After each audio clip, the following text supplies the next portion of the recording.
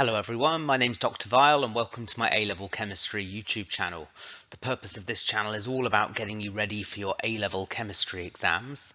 And the aim of this specific video is going to be looking at how we deal with redox titrations. So we're going to start off by what we mean by redox, a little bit of a recap, and then we'll look at how we balance half equations, and then we'll look at some of the specified reactions that you need to be able to do at A-Level Chemistry, and how to do redox titration calculations as well. So that's kind of what to expect in this video. If you find it helpful, remember to like, subscribe, and keep checking back for more content.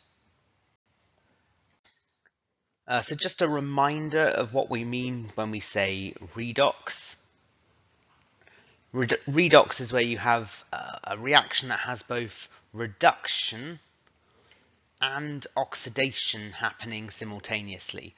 And what we mean by that is one species is decreasing in oxidation number and the other species is increasing in oxidation number. Now, if you haven't got a clue by what I mean by oxidation numbers, you need to check out the other video on here on assigning oxidation numbers, because I'm going to assume that you know how to assign oxidation numbers at this point.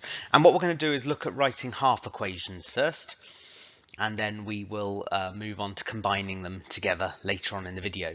So the first example is the oxidation of iodide to iodine in aqueous solution. So iodide is I minus, and it's aqueous.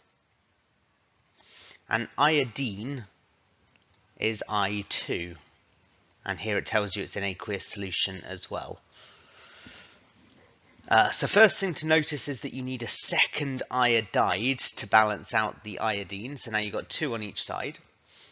But if you look at the left-hand side, it has a 2 minus charge. Therefore, you need 2 electrons, which we're going to call E minus, on the right-hand side to balance the charges. And that one's nice and straightforward, and it's balanced. The second one, conversion of chromium metal, so that's chromium solid, to chromium 3+ ions. Now, at the moment you have chromium 3+ ions, it must be in solution. And this one's going to be nice and straightforward to balance. The chromium's already balanced, therefore we just need to balance the charges by putting 3 electrons on the same side as the Cr3+, so that each side is now neutral. Conversion of Fe3+ to Fe2+ in aqueous solution. Well, Fe3+ aqueous goes to Fe2+ aqueous. We need to have the same charge on both sides. So if I put an electron on the left-hand side, you've now got a 1 minus charge and a 3+ charge, which gives you a 2+ charge. The next question says the oxidation of hydrogen gas, so that's H2 gas, to form H+ ions. So that would be H+ aqueous.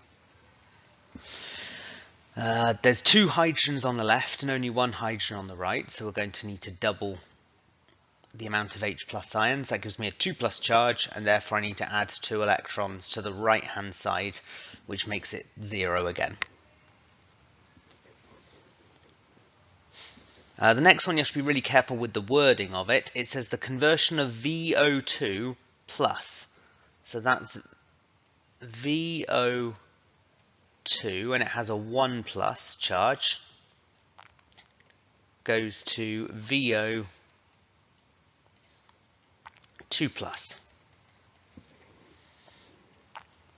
And those are both aqueous.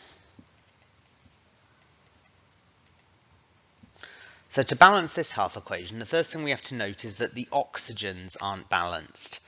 You've got 2 on the left and 1 on the right. So you balance oxygen by adding water. So if we add 1 water to the right-hand side, that now means the oxygens are balanced. However, we've now introduced hydrogens to the right-hand side, so we have to introduce hydrogens to the left-hand side. There's 2 of them, and the way that we do this is by using H+ ions. So you've got 2 H+ ions on the left-hand side. So everything is balanced now, except for the charges. You've got a 2 plus and a 1 plus charge on the left, which makes 3 plus, and a 2 plus on the right, therefore we need 1 electron on the left hand side. And that is now balanced. The charges balance and all the individual atoms balance. The next example is the reduction of solid MnO2 to aqueous Mn2 plus ions. So MnO2 is a solid, it tells you that in the question, and it's going to aqueous Mn2 plus ions. This one's going to be a bit more fiddly to balance again because we have to balance the oxygens first. So we need 2 waters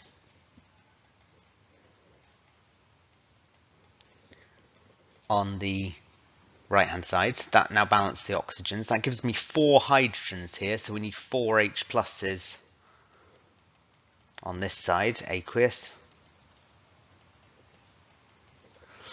So the oxygens balance, the hydrogens balance, the manganese balances. The only thing that doesn't balance now is the charge. You've got a 4 plus charge on the left hand side and a 2 plus charge on the right hand side. Therefore you need 2 electrons on the left hand side to balance the charges.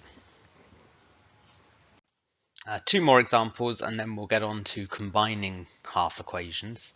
Here you've got the reduction of SbO+. So Sb and then O, and it's got a 1 plus charge, and it's being reduced to Sb. And then we'll put our state symbols on. So there's 1 Sb on each side. That's good. We need to balance the oxygens there. There's 1 oxygen on the left, so we need 1 water on the right, so H2O liquid. We need 2 H plus ions on the left.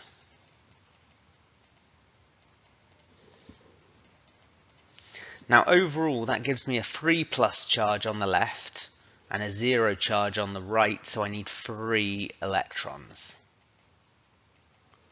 And that's now balanced. And then the conversion of solid lead oxide, so that's PbO2,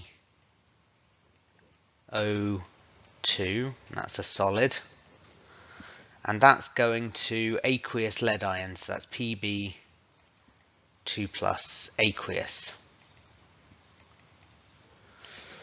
So the lead balances, 1 on each side. You're going to need 2 molecules of water, 2H2O, to balance the oxygens. That gives me 4 hydrogens, so I need 4 H pluses, which are aqueous acid. Now that gives me a 4 plus charge on the left hand side and a 2 plus on the right hand side, so therefore I need 2 electrons to balance the charges. And that's it. Okay, so what we're going to start to do now is looking at how we combine half equations to give an overall redox process. And one of the ones that you need to be able to do this for is the titration between iron 2 plus and potassium permanganate, KMNO4. So let's break it down into the 2 half equations first. You've got Fe2 plus. Now Fe2 plus, when it's reacted with KMNO4, goes to form Fe3 plus. This is all in solution. And therefore you would need 1 electron to balance the charges, and that's it.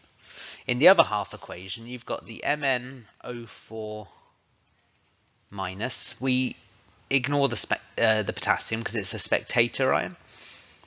And the manganese ends up as Mn2 plus. And these are aqueous.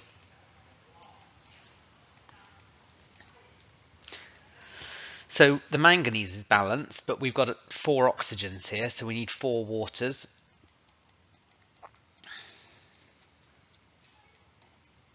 Which balances the oxygen. We then need 8 H pluses to balance the hydrogens. And everything is balanced there except for the charges. So you've got an 8 plus and a 1 minus, making a 7 plus on this side. And then you've got a 2 plus on this side, so you need 5 electrons here. and that will balance your charges down. So you've got, end up with 2 plus on both sides. So that's all good. Those are the two balanced half equations. To combine them, you need to have the same number of electrons on the left as on the right. So we have to times the top equation by 5, so that we have 5 electrons in each process. So that's good. We're in a position now where we can start cancelling this down. The electrons just disappear because we've got 5 on each side. So that's good. And then we combine the left-hand side with the right-hand, the two left-hand sides, sorry, with the two right-hand sides. So your overall equation is you've got MnO4 minus plus 8H plus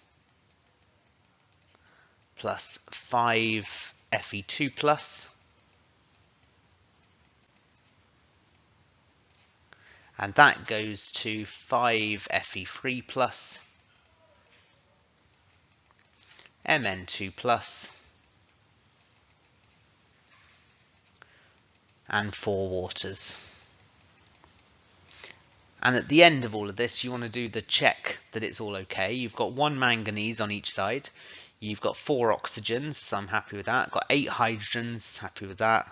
5 ions, and in total, the charge is 17 plus on both sides, so I'm happy with that. So that's your overall process. But the key point for solving problems with this, if we look at this, is that 1 lot of MnO4 minus reacts with 5 lots of Fe2 plus, and that's going to be key when it comes to solving problems, because we've identified this 1 to 5 ratio.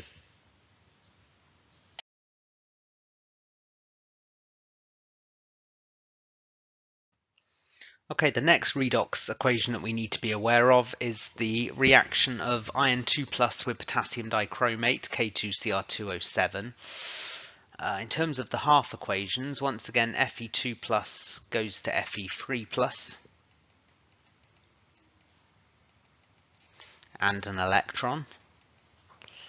And the Cr2O7 2 minus, I've left out the potassium, which is the spectator ion. That ends up as chromium 3 plus. So we need to balance the half equation. You must need 2 lots of the chromium to balance the Cr2 over here. You would need 7 lots of water to balance the oxygens. That gives you 14 hydrogens, so you'd need 14 H pluses. And on the left-hand side, you've got a 12 plus charge, and you've got a 6 plus charge on the right-hand side, so you need 6 electrons to bring this down so that the charges balance. So we've got our 2 half equations here. To combine them, we're going to have to times the top equation by 6 so that the electrons balance. So I have no idea why I just wrote 2's there. Let me rub those out. Let me write 6's there.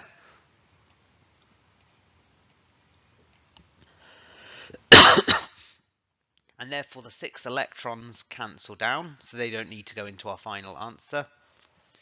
And the overall equation will have 14 H pluses reacting with 6 Fe2 plus, reacting with our dichromate, the Cr2O7 2 minus. And that goes to 6 Fe3 pluses, 2 lots of the chromium 3 plus, and 7 waters. And before we go any further, let's just check the balancing. I've got 2 chromiums on each side, I've got 7 oxygens on each side, I've got 6 ions on each side, and I've got 14 hydrogens. And in terms of the charge, I've got a 24 plus charge on each side, so I'm happy that this is balanced. And in terms of what we're going to be using in the next step, you've got 6 Fe2 pluses reacting with 1 lot of the dichromate. Okay, let's have a look at an exam question that uses this. So it starts off by giving you the half equations, and then you have to balance them and combine them. We do that in exactly the same way. They've given you the half equations in this one, so you'd need to put a 6 there, and a 6 there, and a 6 there, and then you cancel it down, and it gives you the same as on the previous one.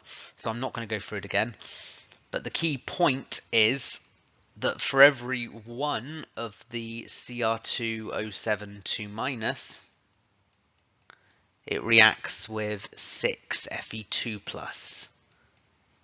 They've been mean here and put this equation the wrong way around to try and trick you out. But the key point is for every one of the dichromate, you have 6 Fe2+. So let's make that into our table. Same as before, you'll have NCV.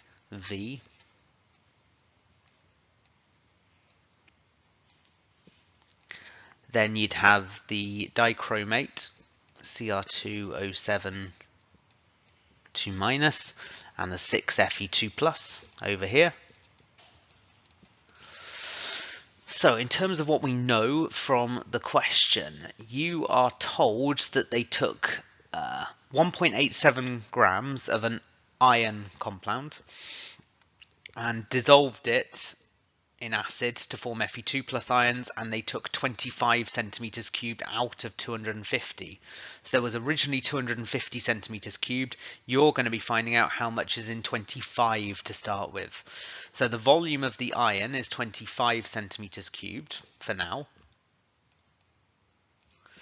And you are told somewhere that the amount of dichromate required is 23.80 centimeters cubed. And you're also told that the concentration of the dichromate is 0.0200. So start off by working out the moles of the dichromate, which is 0.02 times 23.8, divide by 1,000, and that gives you 4.76 times 10 to the minus 4. You're then going from 1 to 6, so we have to times by 6, which gives you 2.856 times 10 to the minus 3. We then times by 1,000 and divide by 25, and that gives me 0.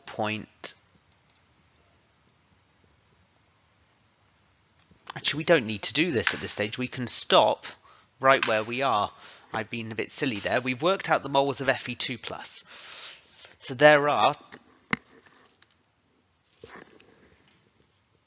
2.856 times 10 to the minus 3 moles in 25 centimeters cubed. So 2.856 times 10 to the minus 3 moles of Fe2+ in 25 centimeters cubed. So therefore we times by 10 to work out how much is in 250 centimeters cubed. So that would be 2.856 times 10 to the minus 2 moles of Fe2+ in 250 centimeters cubed.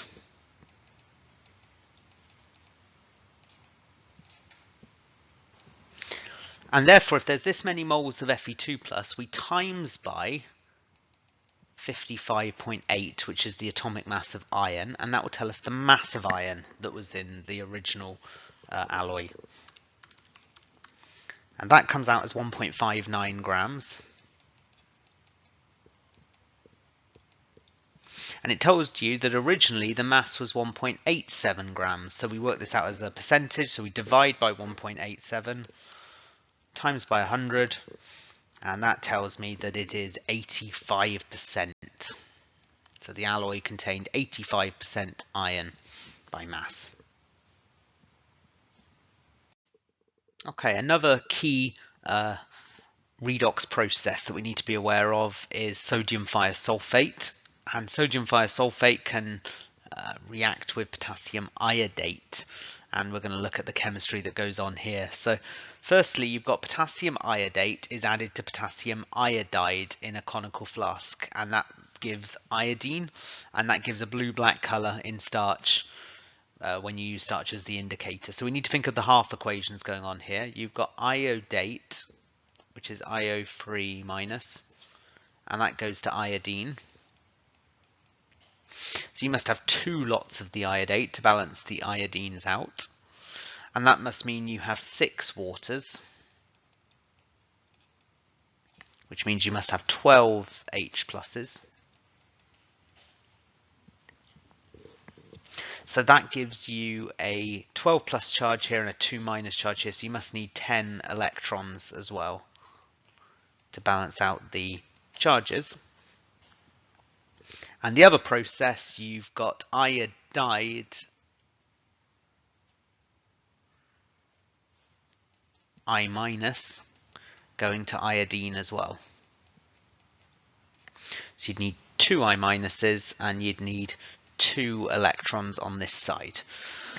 So before we combine these equations together, we're going to have to balance out the electrons. This is a more fiddly one here. You've got 2 electrons on the bottom one and 10 electrons on the top. So we're going to have to times this bottom equation by 5 to get this to work. So this 2 here becomes a 10. This becomes a 5. And then this becomes a 10 here. So now we can combine them. You've got 12 H pluses reacting with 2 lots of the iodate, IO3 minus, and 10 iodides. And that goes to 5 iodines plus the 1 iodine because we can combine them together. So that's 6 lots of iodine and 6 waters. And at this stage, I like to check I've done it right. Always a good thing, isn't it? You've got 2 iodines here plus the 10 makes 12 plus the 6 lots of 2 makes 12. So that's good. We've got 6 oxygens. Good. 12 hydrogens. And the charge is neutral on both sides. So I'm happy that that is our balanced equation for what's going on in there. The iodate is reacting with the iodides to form iodine. And then what happens is the iodine and the sodium thiosulfate react together. So iodine, I2, goes to iodide. So you need 2 iodides and 2 electrons.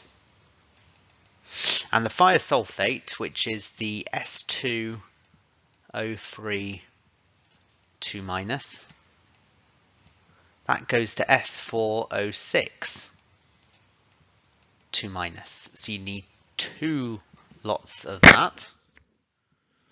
That gives you a 4 minus charge over here and only a 2 minus charge over here. So you'd need 2 electrons over there. Well, the good news is the electrons just cancel out. So the overall process for taking place here is iodine plus 2 lots of the thiosulfate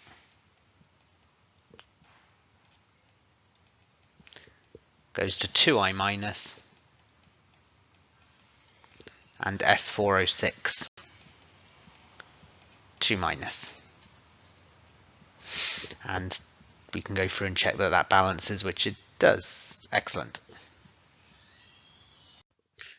And we can use sodium thiosulfate to work out the amount of copper in copper salts.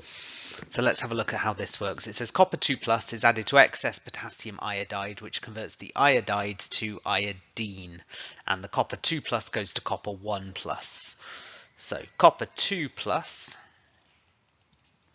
goes to copper 1 plus. And therefore you need an electron on this side to balance out the charges. And the iodide, which is I minus, goes to iodine. So you'd need 2 lots of the iodide, which produces the iodine, and you'd need 2 lots of electrons on the right hand side. So that's okay. We need to balance up the electrons now. So we'd need to double up the top equation. So you'd have 2 electrons, 2 lots of copper 2 plus, and 2 lots of copper 1 plus. And at this stage, the electrons cancel. And overall then,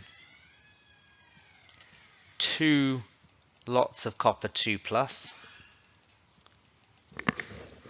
react with 2 lots of I minus to produce iodine and 2 lots of copper plus. And then the iodine can be titrated against sodium thiosulfate. So iodine goes to iodide, and you'd need 2 of those and 2 electrons. And the thiosulfate, the S2O3 2 minus, that goes to S4O6 2 minus. You'd need 2 of those and 2 electrons over here. And then we can combine these 2 together. The electrons just cancel out. And overall iodine, 1 lot of iodine reacts with 2 lots of thiosulfate.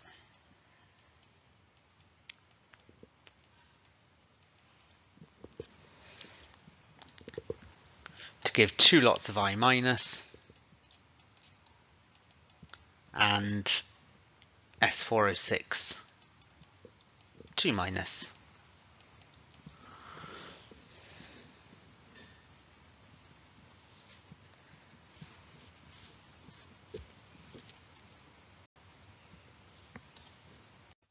So let's have a look at using this to solve problems. Firstly, you're told that you have this Bordeaux mixture. Now, Bordeaux mixture, we don't need to know what it's about really, other than the fact it contains copper, and we need to work out how much copper was in it. And you started off with 31.2 grams of this Bordeaux mixture containing copper, and it was titrated with 12.5 centimeters cubed of sodium thiosulfate that had a concentration of 0.1.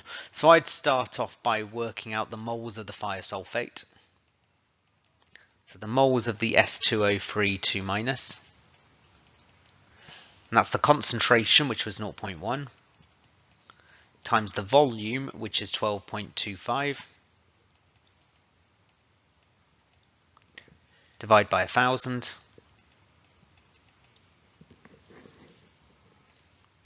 and that comes out as 1.225 times 10 to the power of minus 4 moles of the thiosulfate.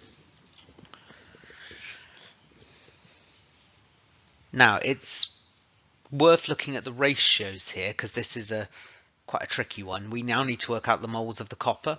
Well, 2 moles of the thiosulfate react with 1 mole of iodine, so you divide by 2. But then in the previous equation up here, 1 mole of iodine is formed from 2 moles of copper 2 plus, so you times by 2. So technically, there is a 1-to-1 ratio between the moles of the thiosulfate and the moles of the copper 2 plus, so therefore it's the same number. So you've got 1.225 times 10 to the minus 4 moles of copper 2 plus. And therefore, to work out the mass of the copper, you times by its atomic mass, which is 63.5.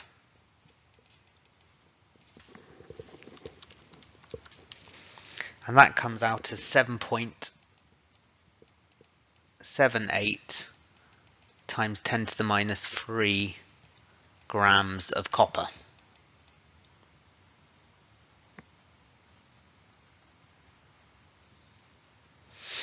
And therefore, as a percentage, you divide by the 31.2, times it by 100, and it comes out as 0.0249% copper, which is very low.